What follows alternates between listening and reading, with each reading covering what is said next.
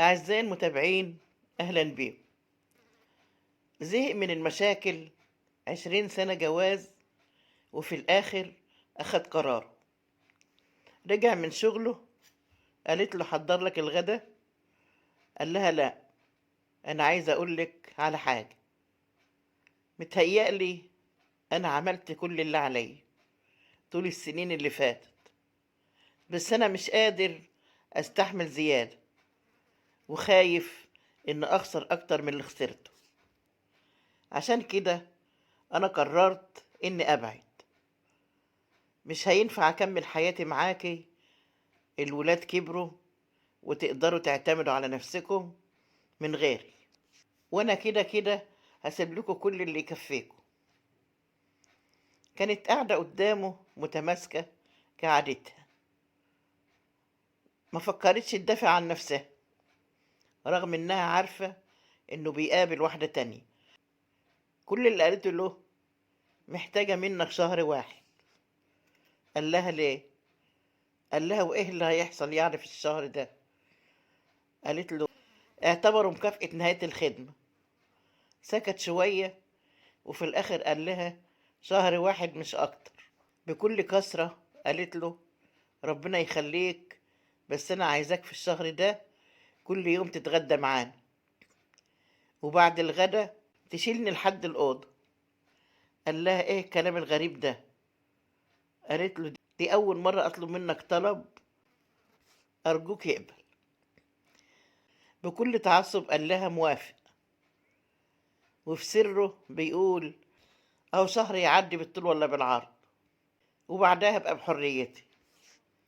تاني يوم رجع في ميعاد الغدا وقعد على السفرة، بص لولاده هما بيحطوا الأطباق ومامتهم في المطبخ.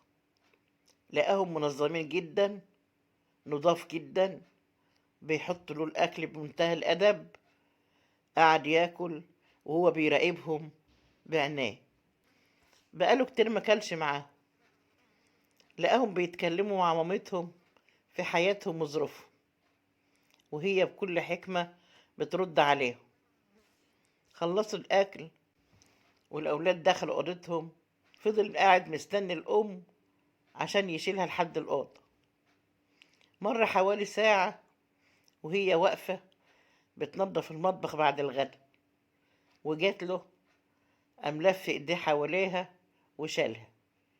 في الأول كان مستغرب ومتضايق. وصلها الأوضة وخرج على طول عشان يرتب حاله عشان يخرج. تاني يوم اتكررت نفس الأحداث. كان متخيل إنه هيتعب من شيل مراته، بس أخد باله لأول مرة إنها خست جدا وبقت هزيلة، بس لسه جميلة. تالت يوم وهو شايلها، بص على شعرها من غير ما تاخد بالها، لقاه مليان خصلات بيضة. كان في الأول بيرجع البيت وهو متضايق، بس بعد أسبوع بقى يستنى ميعاد رجوعه عشان يطمن على ولاده. مر حوالي نص الشهر، وكالعادة بعد ما شال مراته لحد الأوضة لقى نفسه مش عايز يخرج. جاب كتاب وقعد يقرا فيه جنبها، بس أخد باله إن مراته أخدت دواء. قال لها: إيه ده؟ ودي كانت لأول مرة يتكلم معاها من بعد الاتفاق. قالت له: أبدا، ده مسكن. مصدعة شوية. كمل قراية واعتذر عن الخروج في اليوم ده. بعدها بيومين وهو شايل مراته كالعادة، لقاها لفت ايديها حوالين رقبته. ولأول مرة ما يبقاش متضايق أو عايز الوقت يعدي. عدوا كمان 10 أيام، لقى نفسه بيرفع سماعة التليفون: ألو، أنا آسف مش هينفع نتقابل تاني. أنا لازم أكون موجود في البيت كل يوم. اليوم اللي بعدها أخد أجازة لأنه كان نفسه يقضي يوم في البيت. جه جواب باسم مراته، دفعوا الفضول إنه يفتحه. لقاه طلب عاجل من المستشفى بالاتصال بهم للضرورة. اتصل بالمستشفى، وكانت المفاجأة: يا فندم، زوجة حضرتك المفروض اللي هي اللي ترد علينا، هتعمل عملية استئصال الورم ولا لا؟ الدكتور المعالج قدامه يومين ويسافر، وفرصة نجاح العملية لو حد غيره هو اللي عملها ضئيلة جدا. كان بيسمع الكلام ده وشريط بيمر قدام عينيه. يومين ويسافر، هما اليومين اللي فاضلين في المهلة. الدواء ما كانش مسكن للصداع، ده كان مخدر عشان تقدر تتعايش مع الألم. رد عليهم وقال لهم: أنا بأكد الحجز، وقفل معاه، وقام يجري على مراته ودموعه بتجري قبله. وطى على ايديها وبسها، حست بيه وصحي. قامت من نومها مخضوضة عليه: مالك، في ايه؟ قال لها: خبيت عليا ليه انك عيانة؟ ازاي تختاري انك تعيشي الشهر المهلة بالطريقة دي بدل ما تختاري انك تتعالجي؟